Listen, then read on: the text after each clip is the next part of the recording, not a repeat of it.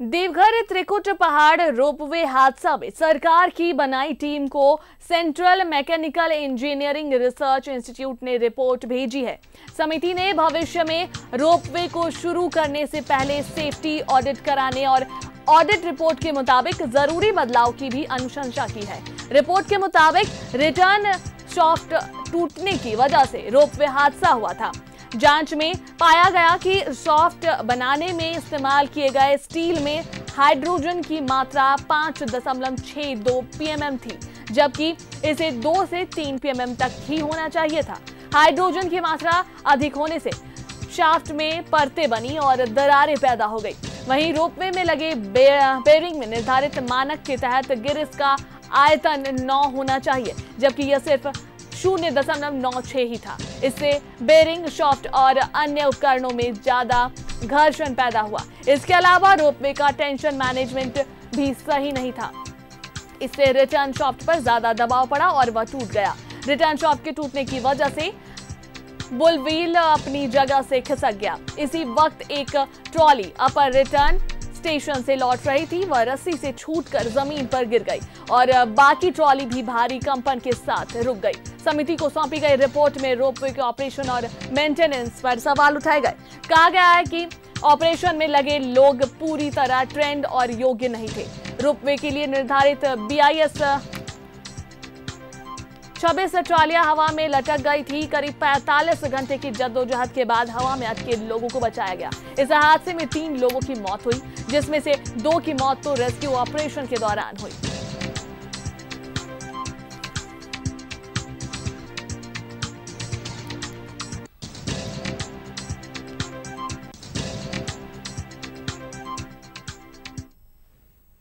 और इस पर अधिक बातचीत के लिए लाइव चैट पर दीप नारायण हमारे संवाददाता जुड़ रहे हैं।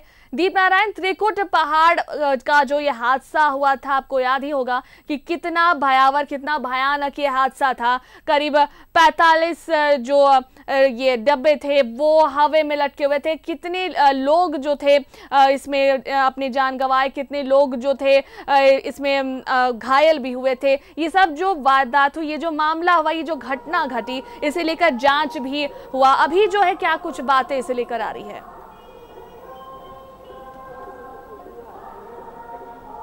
जी बिल्कुल, देखिए 10 अप्रैल 2022 को ये घटना हुई थी। रामनवमी का दिन था, मेला लगा हुआ था। ऐसे में यात्रियों की संख्या और पर्यटकों की संख्या ज़्यादा थी और झारखंड का जो ये त्रिकुट रोपवे है वो एशिया का सबसे ऊंचा रोपवे माना जाता था, जो कि 45 डिग्री के एंगल पर था। ये सबसे ऊंचा रोपवे एशिया का था, लिहाजा लोग जब यहाँ आते थे, पर्यटक आते थे, तो त्रिकुट के रहस्य और रोमांच का सफ़र ज़रूर तय करते थे।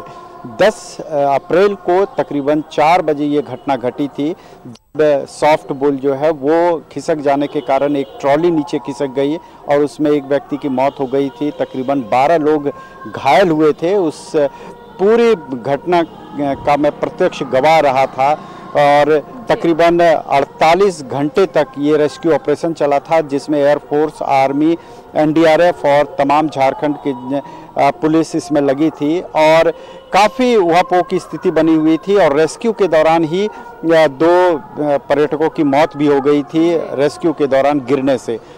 अब CMER इंस्टीट्यूट ने जो रिपोर्ट दी है, ये रिपोर्ट की बात शुरू से ही कही जाती थी, क्योंकि जब ये हादसा हुआ उस समय ये सवाल उठाए जा रहे थे कि क्षमता से ज़्यादा पर्यटकों को इस पर चढ़ाया जा रहा था। दूसरी बात है कि यहाँ एम्प्लॉयज़ की कमी थी और ये जितने भी एम्प्लॉयज़ हैं वो पूर्ण रूप से दक्ष नहीं थे, तो इसमें मानवीय भूल थी, ये बात उस समय ही जाहिर हो गई थी। लेकिन एक सरकार के द्वारा एक टीम का गठन किया गया और उसके बाद लगातार इसकी जांच चल रही थी। लेकिन ये बात स्पष्ट थी कि इसमें मानवीय भूल के साथ टेक्निकल एरर थे, क्योंकि जिस रोपवे पर सैकड़ों यात्री रोजाना ट्रैवल कर रहे हैं, इतनी 500 से ज़्यादा मीटर की ऊंचाई पर चल रहे हैं, उसका प्रॉपर मेंटेनेंस होना चाहिए था। ये बात उस समय भी सामने आई थी कि जब रोपवे शुरू होता है सुबह के समय में 10 बजे के समय, तो 9 बजे सभी एम्प्लॉय आते हैं, 9 से 10 के बीच इसका मेंटेनेंस होता है और उसके बाद ही रोपवे को शुरू किया जाता है। लेकिन 9 बजे ही इसे शुरू कर दिया गया था, यानी इसका मेंटेनेंस बिल्कुल नहीं किया गया था।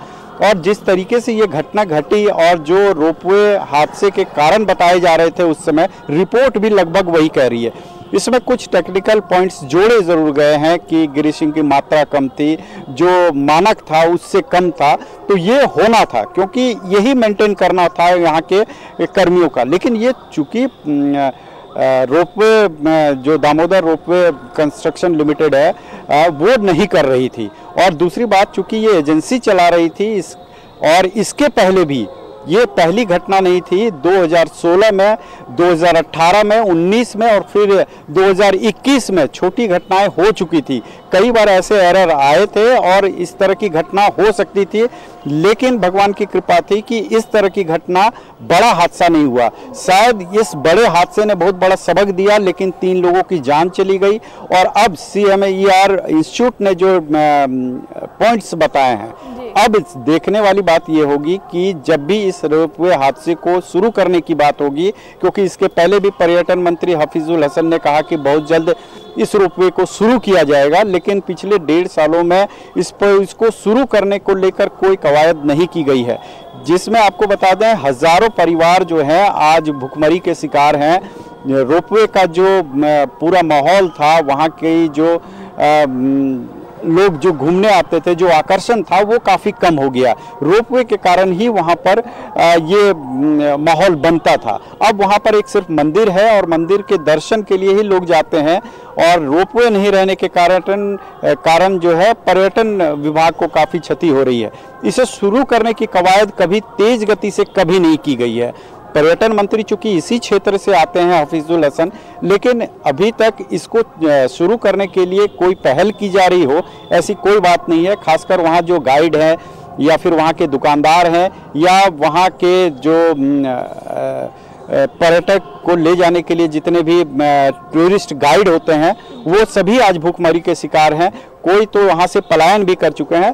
तो सैकड़ों परिवारों की जिंदगियां इससे जुड़ी हुई थी, रोजी रोटी का साधन था, लेकिन पिछले 1.5 साल से ये बंद पड़ा है और शुरू नहीं होने के कारण अब ये लोग पलायन भी करने लगे हैं। तो कुल मिलाकर अब जब रिपोर्ट आ गई है तो अब सरकार को ज़रूरत है कि इसे फिर से पुनर्जीवित किया जाए, इसे शुरू किया जाए और जो रिपोर्ट आई है इसके आधार पर शुरू किया जाए, ताकि किसी तरह की टेक्निकल एरर ना आवे और सेफली जो जितने भी पर्यटक हैं वो इस रहस्य और रोमांच का सफ़र तय कर सकें, क्योंकि ये पर्यटन विभाग के लिए एक अहम क्षेत्र था, जो कि झारखंड के लिए ही नहीं पूरे एशिया के लिए आकर्षण का केंद्र था कि ये जो त्रिकुट रोपवे है ये एशिया का सबसे बड़ा रोपवे हुआ करता था। अब ऐसे में सिर्फ जो बाबा मंदिर आ रहे हैं वो बासुकीनाथ की ओर जा रहे हैं। सावन में जो त्रिकुट रोपवे है वो सबसे ज़्यादा आकर्षण का केंद्र होता था। जो पर्यटक जो कांवड़िया यहाँ आते थे वो बासुकीनाथ जाने से पहले या दर्शन करने के बाद त्रिकुट रोपवे जरूर जाते थे, क्योंकि वहाँ पर ये बड़ा ही मनोरम दृश्य है, प्रकृति की छटाओं में है, सबसे ऊंचा रोपवे हुआ करता था। लेकिन आज कांवड़िया भी वहाँ नहीं पहुँच रहे हैं और जो पहुँच रहे हैं उन्हें निराशा हाथ लग रही है। और अब जो है ये रोपवे को फिर से स्टार्ट करने की ज़रूरत है, क्योंकि इससे जाहिर सी बात है लाखों जितने भी वहाँ के लोग हैं, जितने भी आसपास के जितने भी वहाँ पे जितने भी गाइड करते थे, जितने भी थे लोग, उन लोगों की रोजी रोटी चलती है। तो ज़रूरी है कि ये फिर से शुरू की जाए और जो जांच रिपोर्ट में जो बातें सामने आई है उसके आधार पे की जाए, ताकि सेफली सारे जो जितने भी वहाँ पर घूमने जाते थे पर्यटक वो सेफली एंजॉय कर सके, त्रिकुट पहाड़ का ये रोपवे का आनंद उठा सके और इस तरह जिस तरह की जो भयानक घटना हुई पिछले साल वो जो है फिर से ना हो, ताकि इस वजह से जो जांच के आधार पर ही इसकी शुरुआत हो। बहुत बहुत धन्यवाद दीपनारायण तमाम जानकारियों के लिए।